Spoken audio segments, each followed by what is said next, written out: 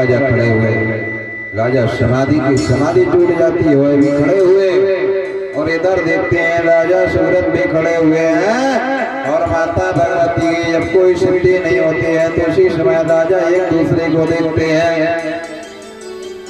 एक दूसरे को देखते हैं। उसी समय क्रोध उत्पन्न होता है। कहा अगर पर्वतों की कंदराओं से हम निकलते हैं तो हमारे राज्य में कितनी हंसी होगी, और लोग कहेंगे कि ये तो तपस्या के लिए गए हुए थे। कभी कभी यह भी विटंबना होती है, लोग अहंकार में आकर के पूजा करने लगते हैं पर उन पूजाओं का फल प्राप्त नहीं होता। सोचते हैं अब अगर पूजा बंद करते हैं तो लोग कहेंगे पूजा बंद क्यों है, तब भी उपहास उड़ाएंगे। पूजा से फल नहीं मिल रहा तब भी लोग कहेंगे। उसमें लोग फंस जाते हैं चक्कर में।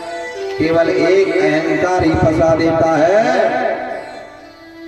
कहा अहंकार ही जब आ जाता है व्यक्ति को तो उस समय कोई फल की प्राप्ति नहीं हो सकती है।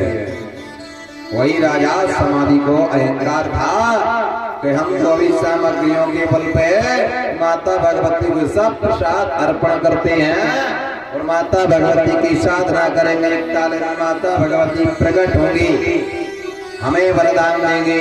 वरदान देने के बाद मनसा देवी के उच्चार भाई है उनको हम पछाड़ देते हैं और उनके आगे निकल जाएंगे। हम भी कोई भैरव, हम भी कोई मनसा, हम भी कोई सिद्धि के रूप में प्राप्त कर लेंगे। पर उसी समय यह सोचते हुए कहा अब तो यहाँ पर कुछ भी नहीं रहा, भक्ति भी नहीं लग रही है, शक्ति भी नहीं लग रही। उसी समय क्रोध में आ जाते हैं दोनों राजा सूरत क्रोध में आ जाते हैं और अपने शरीर को नोचने लगते हैं। मांस को नोचते नोचते कुंड में डालने लगते हैं। माता भगवती के नाम उच्चारण करके कुंड में डालने लगते हैं। दूसरे राजा भी जब देखने लगते हैं तो वह भी अपनी उंगलियों को काट काट करके कुंड में होमने लगते हैं। कहते अब तो मेरा शरीर पूरा बेकार है और पर्वतों की कंदरों से निकलना ठीक नहीं है।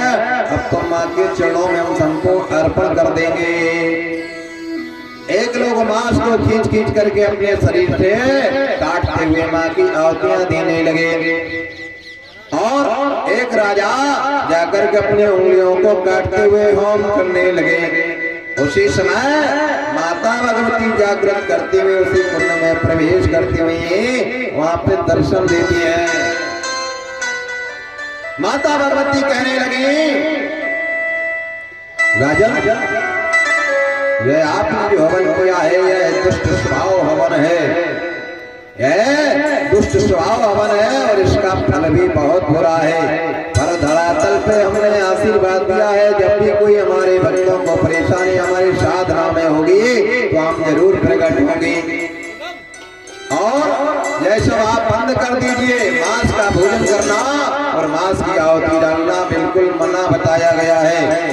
कहा कोई देवी मांस का भोजन नहीं लेती है, लोग स्वाद रूप उनको देने लगते हैं। कहा इस प्रकार से यहाँ पे राजा आप बंद कर दीजिए और क्या चाहते हो। कहा हम यही चाहते हैं 41 तो जो हमने पूजा का विधान किया है वह पूजा का फल मुझे क्यों नहीं मिला। माता भगवती कहती है आपने अहंकार में किया है। एक बार समाधि लगा करके श्रद्धा और भक्ति में एवं अपने परिवार की चिंता छोड़ते हुए हमारे नाम का संकीर्तन करिएगा, जरूर फल प्राप्त होगा। उसी समय कहा अब तो मेरा शरीर जर्जर हो गया है, आप देख रही हो मेरे शरीर में कुछ नहीं बचा है, मेरी शक्ति भी नहीं है।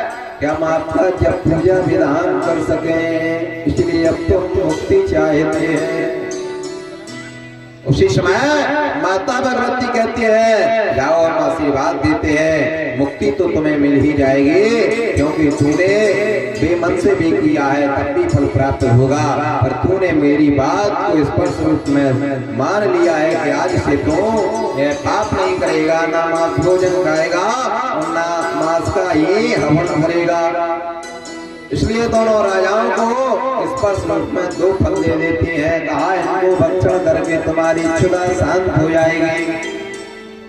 तुम्हारी भूख शांत हो जाएगी। ये हमारे समिति है, माल्यार्पण करने आए हैं और जाकर के यदुवंशी परिवार से हैं।